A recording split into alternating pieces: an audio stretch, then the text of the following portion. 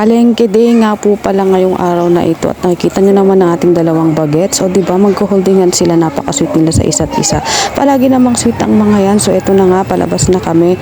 Nasa labas na pala kami ng waiting shed at naghihintay na kami ng masasakyan na jeep para po makarating kami sa palengke. So ayan po ang aking gawain tuwing araw ng palengke. Everyday may gawain talaga bilang nanay. So ito na nga po, nandito na tayo sa palengke. So nandito tayo sa wet market, sa tinatawag na karnehan.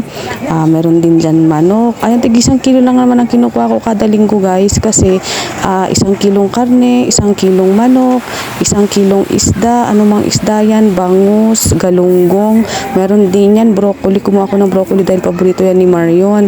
At nang sumunod dyan, meron din akong kinuhang pusit dahil nga paborito din ni Marion yan. Alam nyo naman, kailangan talagang bilihin natin yung mga gustong ulamin ng ating mga anak para sila'y kumain. Ayan, lumibot naman din kami pagkatapos naming mabili ang dapat naming bilihin dahil nagpapabili sila ng saging. Paborito kasi nila ang saging guys, kaya naman lumibot kami sa palengke para lang makakita kami ng saging, kasi alam nyo bang mahal-mahal din ang saging. So lahat naman na ng bilihin ngayon ay mahal, ano. So ayun na nga po, nakarating kami sa may sagingan hanggang sa nakabili lang naman kami ng mga ilang piraso.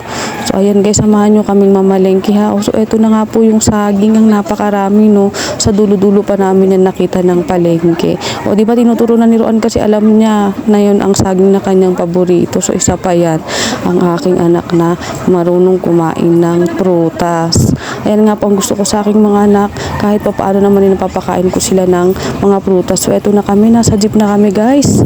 So dahil gutom na nga sila, ayan, gusto daw nila kumain ng aming biniling saging, kaya naman pinakain ko sila. So habang kami ay nasa jeep at naghihintay itong umandar, pagkatapos na nakarating na kami ng bahay. So eto na, diba, pagod na pagod ang mga ang mga alagad ng ating ninja turtle. Ayan, so pagod na si Marion, pagod na rin ang Roa, nag-iiyak na ang mga yan. So eto na nga po, pinapakita ko lang ang aking pinamili, tagi 1 kilo po, good for 1 week.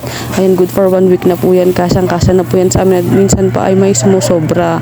Ayan, dahil hindi naman ganun katakaw ang mga batak, ako lang ang matako sa aming pamilya.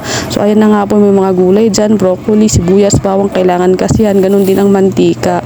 O diba guys, ayan, lilinisan ko lang ang ating mga pinamili at isasalansan natin ito sa ref para naman sila ay lahat malinis. So ayan na nga po, ayan, unahin nating linisan ang karne, ang manok, bago ang isda, at sumunod dyan ay ang pusit. So yan lamang po ang ating video. Kayo po ay sana mag-enjoy hanggang sa matapos. Ayan, pagtsagaan nyo na pong panoorin. Bago ka sa aking channel, click mo na rin ang notification bell para ikaw ay lagi updated sa ating mga videos. Ganun din po, kung gusto mo pong may sabihin dyan, may comment ka, ayan, pwede mo naman pong isulat yan o i-type yan sa ating comment section. No, ayan po, inisa-isa ko na yung hugasan at isasalansan na natin yan sa ref. Ang hirap magsalita, nawawalan ako ng hininga. So salamat kayo sa inyong panunod. God bless everyone. Bye bye.